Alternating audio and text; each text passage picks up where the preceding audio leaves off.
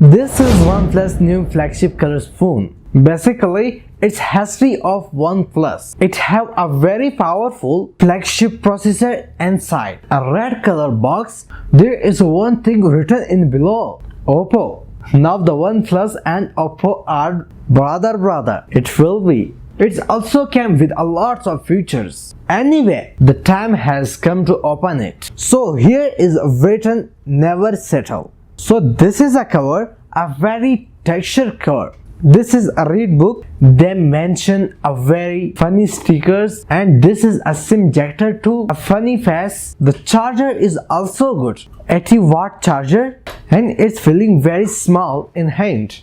It's not a bulky charger. This is a cable. It's come with a standard OnePlus cable in the same red color. You see, still look like a standard unboxing. It does not feeling different. If the phone different, then it will be fun. It's made of paper instead of plastic, but it's fine. A little bit recycling. Is it OnePlus Note S or Note 3? You can say both are. First of all, why they mention two flushes? There is also a flush and there is also a flush. I don't remember which phone come with two flushes, but on the back it's bit of plastic from distance, but it's glass. In the middle here is OnePlus logo. In the all side it's a flat edges. In the top and bottom it's feeling a OnePlus. It is a volume button on the left. There is a USB Type-C port and the speaker grill. I think there is a two speaker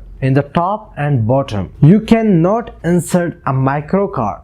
It does not have a jack, but the side is made entirely of plastic, but in the hand it is comfortable. The other phones are very high level feeling, but it is not. Why? Because in the back glass is Corning Gorilla Glass 5, but in the front side there is not. They add Isahi glass. I think they should upside down, but no problem. It is fine. So the display is 6.74 inch at 120Hz AMOLED display, and the HDR is 10 plus. The one thing other that I mentioned, the other's phone processor is good, screen is good, battery performance is good, but in this phone it is so good. In this price, a 150 nits brightness, it is very good. In this price there is not available 150 nits bright. When we creating a video, we keep it on the max, but here we reduce it. In the max it get more brightness. This way we are reduce brightening. The sound volume are so good. It's very loud. It has a battery of 5000 mAh, so the phone is not very heavy. It has MediaTek Dimensity 900 processor. It is very powerful processor on this price, and this is the top processor on the MediaTek. It's compete with 8 Gen 1 and also with 8 Gen 2 chip. The UFS is 3.1. So let's play game.